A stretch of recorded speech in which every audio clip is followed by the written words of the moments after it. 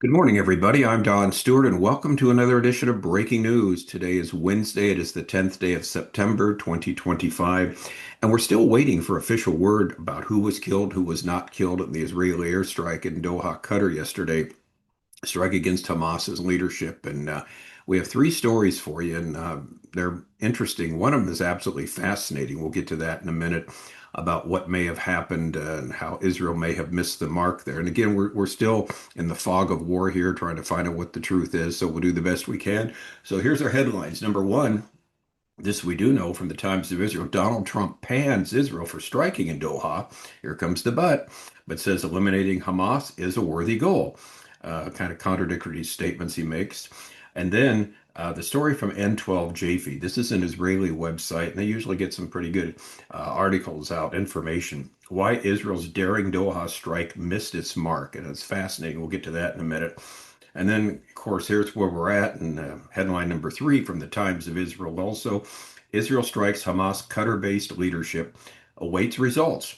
Hamas claims the attack failed. We'll have to wait and see. All right, so let's look at these three stories and kind of put it together where we're at right now.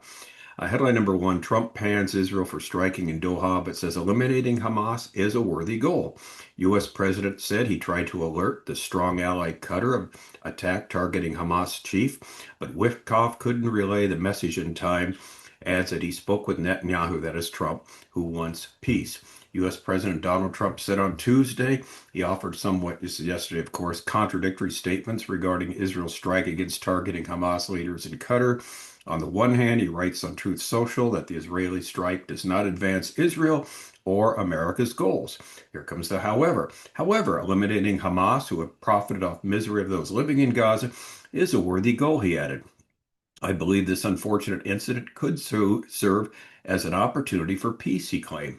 Trump said he was tipped off by the U.S. military about the Israeli strike in Doha. We reported that yesterday, and that he immediately directed U.S. Special Envoy Steve Witkoff to inform Qatar of what was coming, which he did. However, unfortunately, too late to stop the attack. This strike was a decision made by Prime Minister Netanyahu.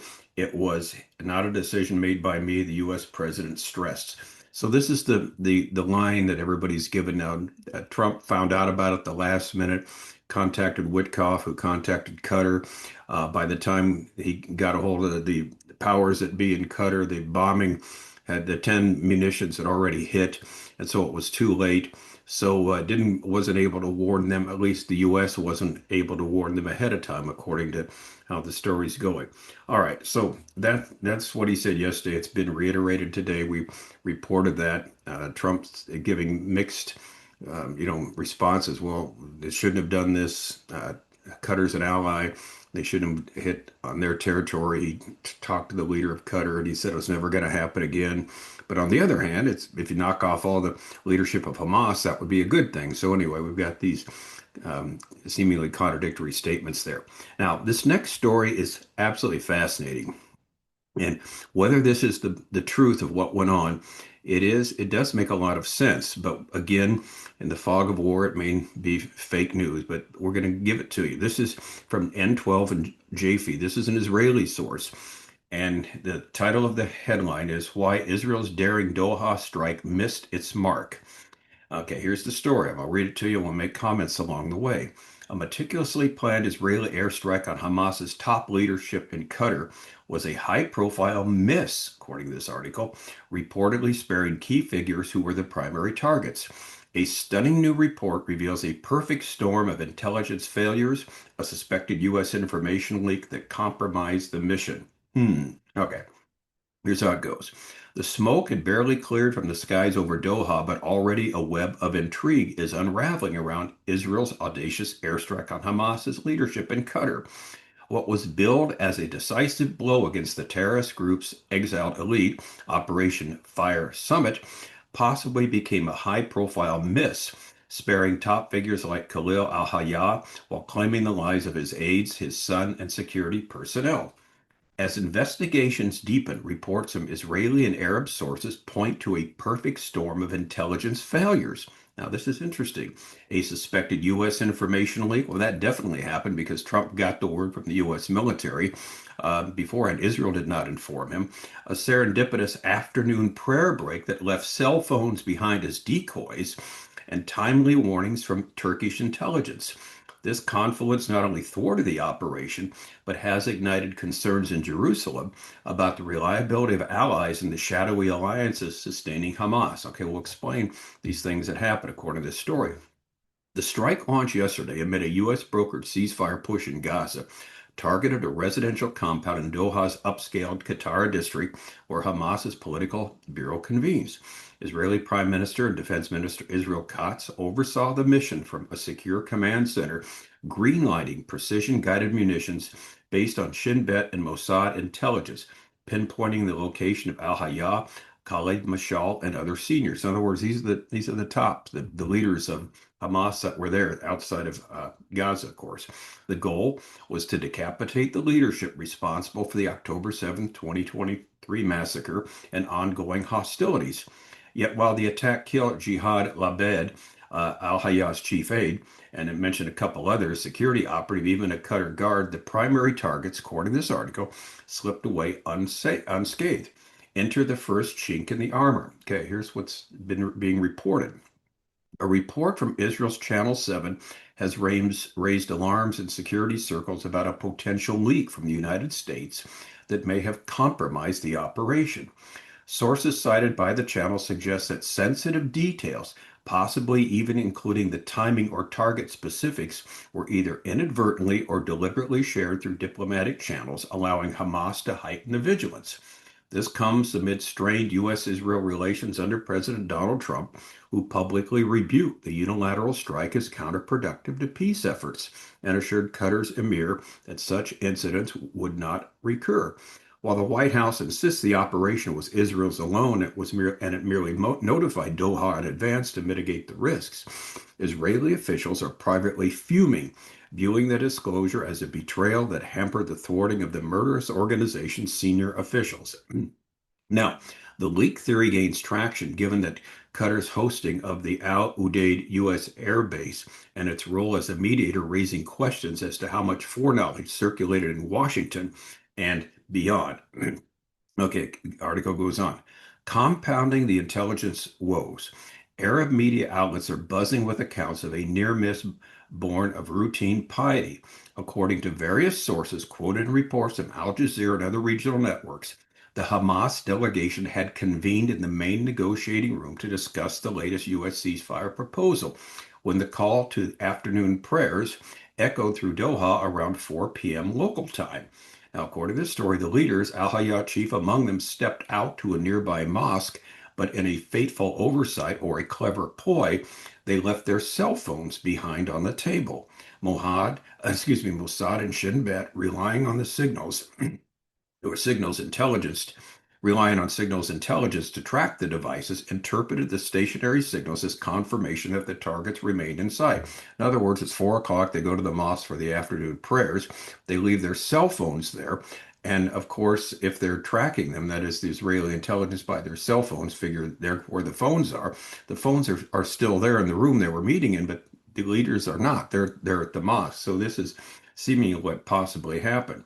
Thought they were stationary, they were still there, which they weren't.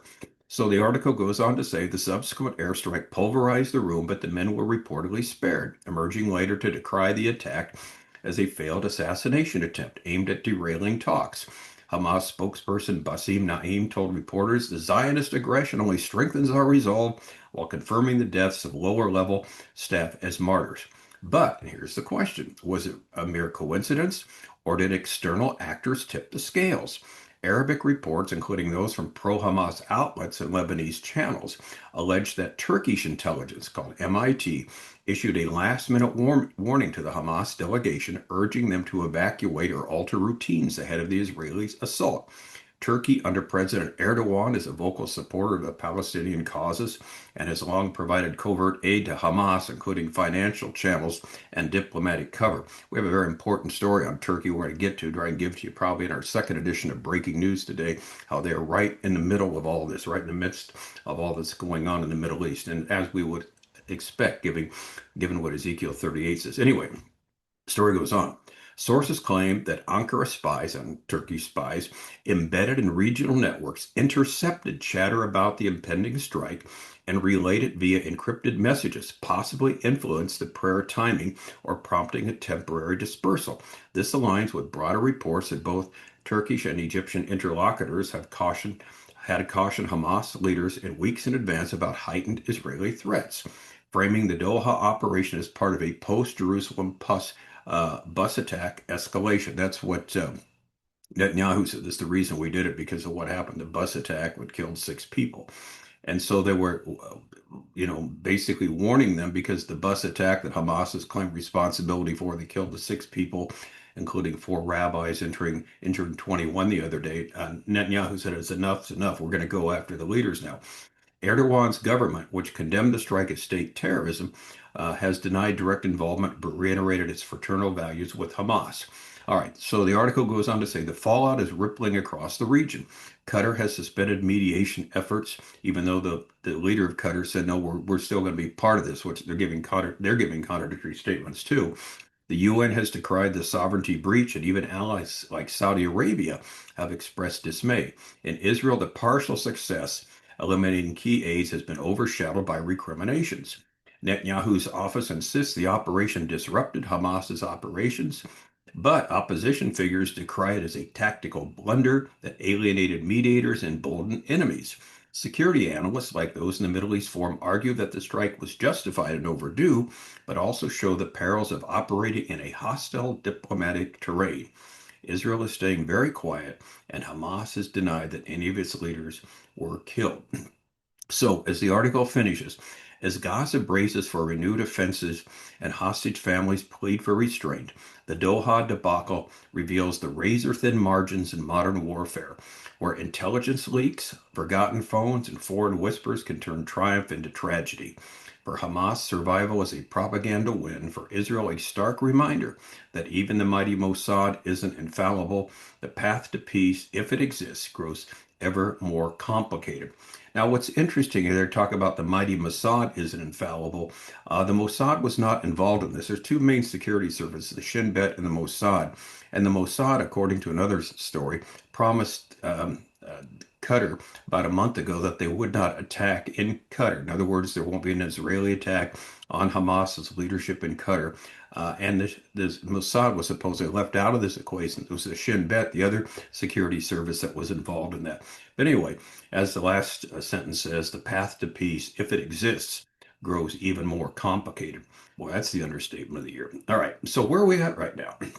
The headline number 3, Israel strikes Hamas Qatar-based leadership, awaits results.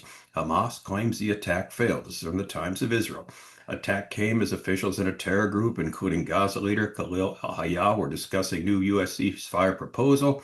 Netanyahu says the strike could pave the way to ending the war. Hamas says it shows it does, and Hamas says it shows, namely Israel, doesn't want a deal. A bold Israel airstrike targeted a meeting of Hamas's top leaders in Qatar's capital Doha on Tuesday, as they were said to be gathered to discuss a new U.S.-sponsored hostage ceasefire proposal at ending the war in Gaza, with reports differing on whether the attack was successful. That's where we're at right now. Israel was said to be increasingly optimistic about the results of the strike, which Prime Minister Netanyahu said could open the door to the immediate end of the war. Hamas, by contrast, the strike had been a failure. Now, again, they may have been thinking it's successful because they had, they tracked their cell phones to that room. But if they left the room to go to the mosque and left their cell phones there, then they weren't there to be wiped out. Well, Israel confirmed the strike, dubbed Operation Summit of Fire, by the Israeli Defense Forces, awaited the outcome. An official statement published by Hamas said 5 people had been killed, but insisted none were members of the group's senior leadership cadre. Qatar also said 1 member of the security forces was killed. Again, Hamas said the attack did take place as the group was discussing the U.S. proposal, and asserted it shows Netanyahu's government is not interested in reaching any agreement. Netanyahu said, however, that Israel had targeted a leadership that had planned to celebrate the October 7, 2023 invasion and massacre in southern Israel, and urged Gazans, make peace with us and accept President Trump's proposal. Don't worry, you can do it. but you've got to take these people out of the way. If you do so, there's no limit to our common future. In other words, encouraging the people of Gaza to take out the Hamas leadership. All right, so here's what we continue to wait for a word uh, to exactly what happened. Again, we have varying stories. We have Israel thinking it was success. The story from N12 JFEED says no, it wasn't, either through serendipitous circumstances, lucky circumstances, or because they got tipped off, they left their cell phones in the room there and left and went to a mosque to do their 4 o'clock prayer, and their lives were spared. We'll wait and see what's the answer. Again, we don't know. Middle East, you never know, do you, from moment to moment, what's really truth. But the good news is, like we always say here every day, we know how this is all going to end. We've got the Bible to tell us very clearly that God has a plan for time and eternity. Israel will continue to exist. They have a rough road ahead, but God will protect them from being obliterated. And we write about this in great detail on our website, Educating Our World, where we have 12 books on Bible prophecy, including 25 signs. We're near the end that talks about the signs that are taking place right now that are fulfilling what God said would happen in the last days, as well as another book, Look Up, a timeline of 50 last days events. It gives an expression of what the Bible says is still going to take place in the future. So we offer those to you for free. Everything's free that we do. This is our ministry, so please take advantage of them, and we'll continue to report what's going on. All right. I'm Don Stewart. Thanks again for watching. Until next time, as always, may the Lord richly, richly bless.